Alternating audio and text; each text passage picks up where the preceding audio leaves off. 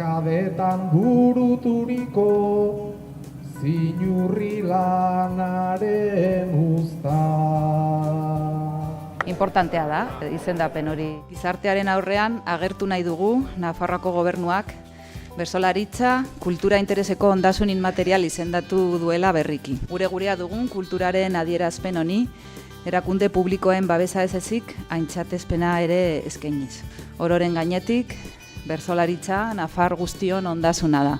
Guztiok aberazten gaitu, hegoaldetik iparraldera eta mendebaldetik ekialdera. Bai, nik egin nuen txosten teknikoa Nafarroako gobernuarentzat. Nire ustez bertsolaritza izugarrizko artea da, bai psikodinamika aldetik, sormen psikodinamika aldetik, eta bai tradizionalki aldetik. Oso izendapen interesgarria izan da Nafarroa osoarentzat.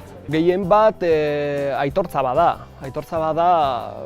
ez guri, elkarteari, baizik eta bertsolaritzaren mugimenduari, bertsolaritzari, euskal kulturari ere, neurri handi batean.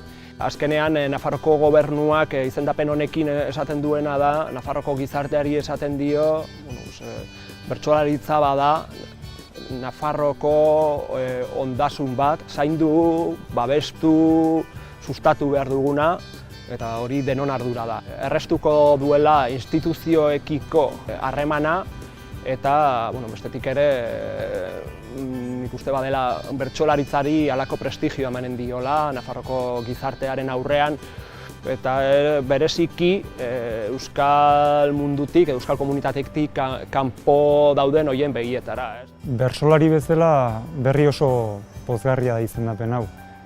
Bereziki aitortza bat egiten zaiolako gure jardunari, bertsolarion jardunari, beste alde batetik bertsozale edo are gehiago esango nuke, euskaltzale ez direnen begietan zigilu honek nik uste laguntza bat emango duela bereziki Nafarroan kohesio sozial edo kohesio linguistiko bat lortzeko bidean. Bertsoak badauka nolabait zubilan hori egiteko ahalmena, eta euskaltzale ez diren askok eta askok ikusten dute oholtza gainean poeta bat kantari, bitzitari kantari, eta horrek nolabait bertsora ez ezik euskarara hurbiltzen ditu modu goxo batean. Ikusten dutelako euskara ez dela inolako arma, euskara ez dela kanpotik etorritako ezer, baizik eta Nafarroan ere bizi den zerbait dela, eta Nafarrok ere horrekin sortu eta gozatzen dugun zerbait dela.